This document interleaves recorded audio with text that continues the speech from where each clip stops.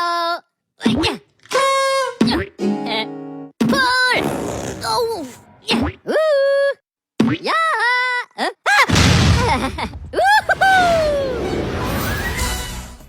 Oke, Assalamualaikum warahmatullahi wabarakatuh. Kami dari kelompok 10 ingin mempresentasikan hasil kerja kelompok kami yang dengan tema entropy coding. Namun sebelum masuk ke materinya, kita izin memperkenalkan diri dulu.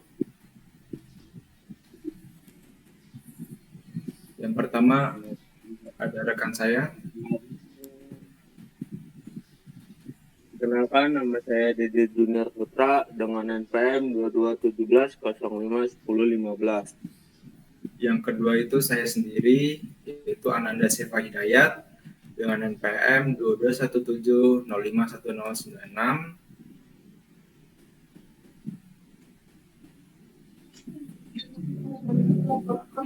Izin perkenalkan diri, nama saya Muhammad Ferdiansyah dengan NPM 2217051126. Dan yang keempat saya yaitu Intan Makfira dengan NPM 22570511015. Saya yang terakhir, nama saya Farid Sidik Saputra dengan NPM 2257051028. Oke, langsung aja kita langsung masuk ke materi yang pertama akan dibawakan oleh rekan saya Intan Makfiro. Jadi yang pertama itu ada pengertian entropy coding. Entropy coding adalah sebuah teknik kompresi data yang memanfaatkan prinsip entropi untuk mengkodekan data dengan cara yang efisien.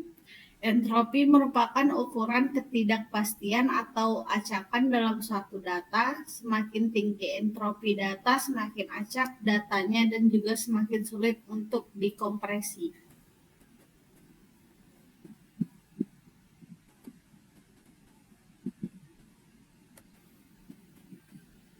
Selanjutnya ada teknik entropy coding. Yang pertama itu ada lawless compression seperti rest coding, di mana teknik ini digunakan untuk mengkompresi data secara lawless. Kedua ada Huffman coding. Teknik ini membangun pohon Huffman berdasarkan probabilitas yang kemunculan setiap simbol dalam datanya.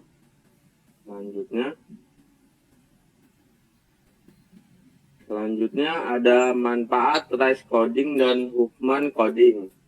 Yang pertama itu ada efisien. Baik rice coding maupun Huffman coding masing-masing dapat menghasilkan rasio data kompresi yang baik. Lalu mudah diimplementasikan. Struktur kedua teknik ini sederhana dan mudah diimplementasikan dalam hardware maupun software. Yang terakhir ada performa yang baik. Kedua teknik ini juga dapat menghasilkan performa yang baik untuk berbagai jenis data.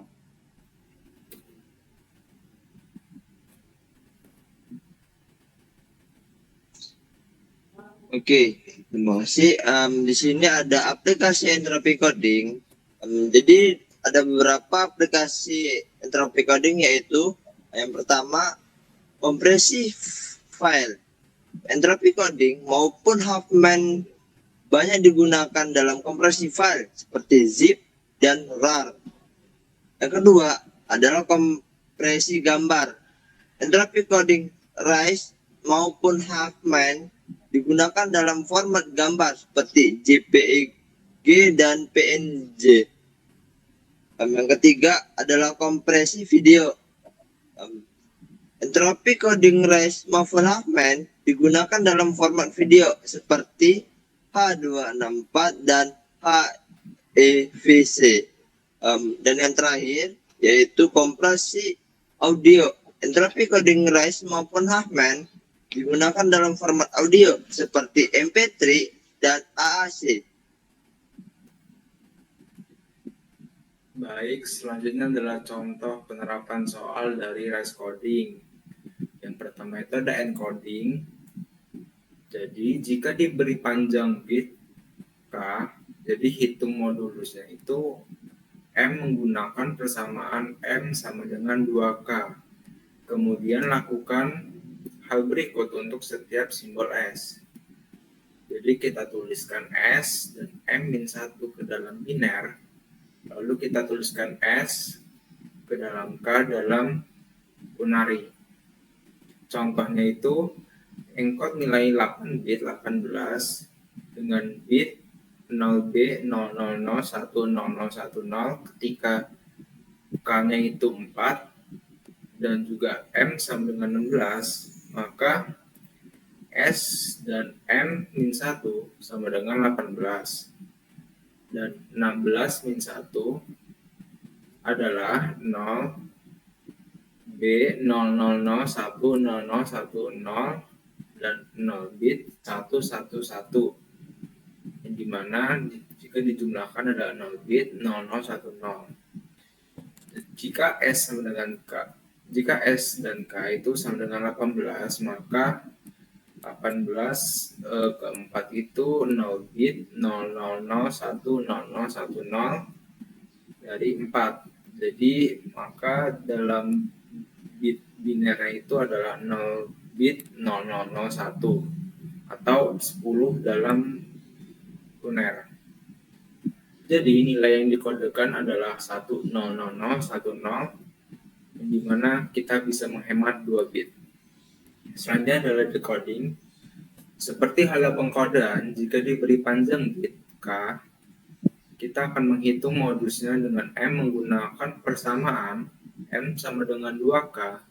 Kemudian lakukan hal berikut untuk setiap simbol yang dikodekan S untuk menentukan Q dengan menghitung banyaknya angka 1 sebelum angka 10 pertama. Jadi kita akan menentukan R yang membaca K bit berikutnya sebagai nilai biner. Tuliskan S sebagai Q dikali M ditambah R. Contohnya itu adalah decode nilai yang dikodekan, yaitu 10010 ketika K sama dengan 4 dan M sama dengan 16. Jadi untuk Q-nya itu 1, lalu ada R itu 0 bit 0010 sama dengan 2, maka S-nya itu adalah Q dikali M plus R, itu dimana 1 dikali 16 ditambah 2 sama dengan hasilnya 18.